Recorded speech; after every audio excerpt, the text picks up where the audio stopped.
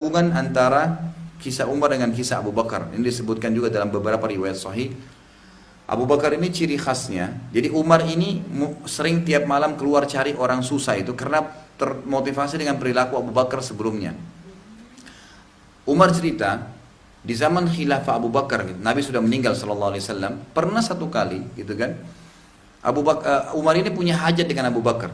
Dia bilang, saya punya hajat, ingin bicara tapi nanti setelah sholat duhur. Setelah sholat duhur, tradisi Abu Bakar ini keluar dari masjid menuju ke rumahnya gitu. Orang-orang tahu dia menuju ke rumahnya ke arah sana, dia jalan kaki gitu. Terus kemudian Umar bilang, saya ikutin. Setelah itu, begitu saya tiba di rumahnya, saya salam dari luar, assalamualaikum. Yang jawab istrinya, waalaikumsalam. Terus langsung Umar tanya, mana Abu Bakar? Kata istrinya, Abu Bakar nggak pernah pulang jam seperti ini. Siang-siang ini nggak pernah, nanti habis asar baru pulang. Loh, kata Umar, setiap hari kami saksikan Abu Bakar selalu keluar menuju ke arah rumahnya. Kata istrinya, nggak pernah Abu Bakar pulang sejam-jam seperti ini. Umar penasaran, Umar cerdas, dia nggak tanya Abu Bakar. Tunggu besok, gitu kan? Habis sholat duhur, Abu Bakar keluar, Umar ikutin dari belakang, diam-diam.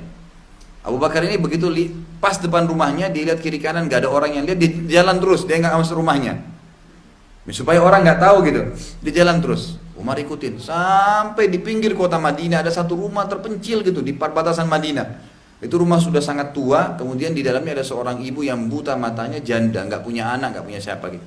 Sudah tua sekali, lumpuh duduk di atas kursi, di atas ranjangnya. Lalu datang Abu Bakar masuk memberikan salam, lalu Umar lihat dari jendela. Abu Bakar rumahnya membuatin masakan makanan, ditaruh di sebelahnya ibu itu, bajunya dicuciin, disapuin rumahnya. Ini Abu Bakar nggak kenal orang ini, gitu kan?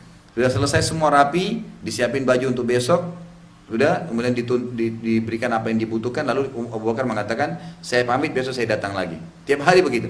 Pergilah Abu Bakar, dia pulang. Abu Bakar tidak tahu kalau ada Umar gitu.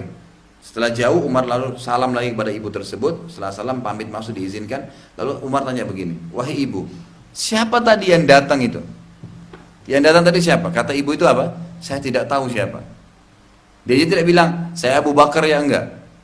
Saya tidak tahu siapa. Terus Umar bilang, sudah berapa lama dia lakukan ini?